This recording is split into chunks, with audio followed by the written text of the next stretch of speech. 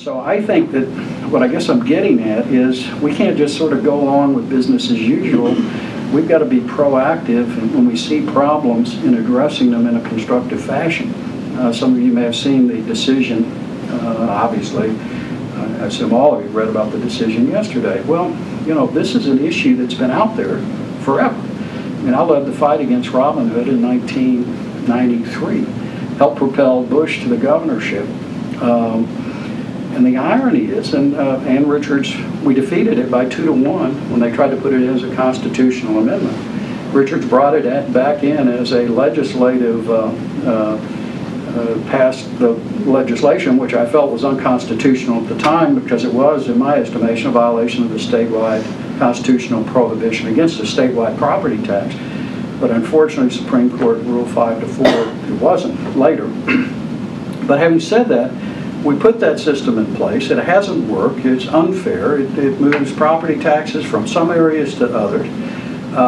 It is now, there are some 374 districts that are so-called property rich, including some of those poor areas where they've discovered oil and gas recently, and now suddenly they're property rich.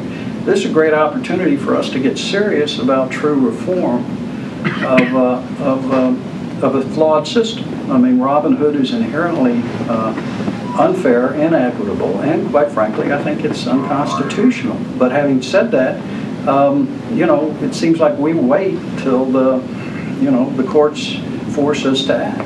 And I think seeing a coalition come together to address the issue of a multiple pathway approach to education, I think a comparable coalition could be put together to address this issue. But we need to get rid of it. It's $1.1 billion that is transferred from some districts to others, and I think it's fundamentally flawed. If you've got property taxes, they should be there for the local areas where you can control it in terms of the voters over your elected officials. It's a lot harder in Austin, of course, to control things given the environment, political environment here, but generally around the state, people are going to pay close attention to where their money's going to go. But if it's being transferred from some districts to others, you lose control over it, you lose oversight, and the state is really the distribution agent.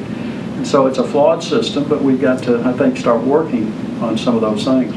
I'm one of those people that, quite frankly, is optimistic, and I know it's hard to in the wake of what took place, but I'm encouraged by what I saw in 2010, the grassroots. You can't build a party from the top down.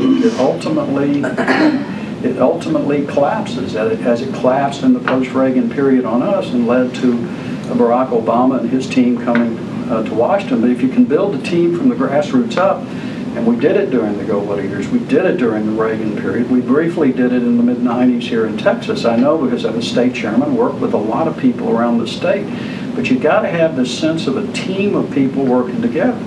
I was with a young rep yesterday, and he had the sign on his desk that his wife had given him, which was on Ronald Reagan's desk. There's no limit as to how far a man can go or what he can accomplish if he doesn't care who gets the credit.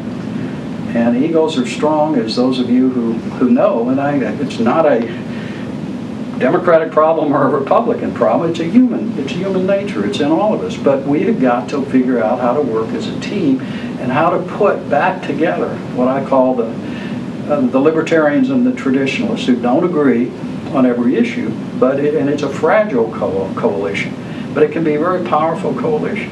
And I think at the same time, we've got to address the issue of reaching out to, the Hispanic community, and quite frankly, it's there for us. I mean, I was in '84. I represented the White House in the Rio Grande Valley, dealing with a group called Valley Interfaith that was trying to take over the valley, and the valley had problems then of peso devaluation, the freeze. It was kind of a chaotic situation, but I went down there and worked with a lot of the Hispanic leaders. Most of them were Democrats, but they were conservative or moderate in their philosophy. And the reality is, we didn't deal with Valley Interfaith. Who do they speak for? And why do we pay attention to these left-wing groups claiming to speak for the Hispanic community?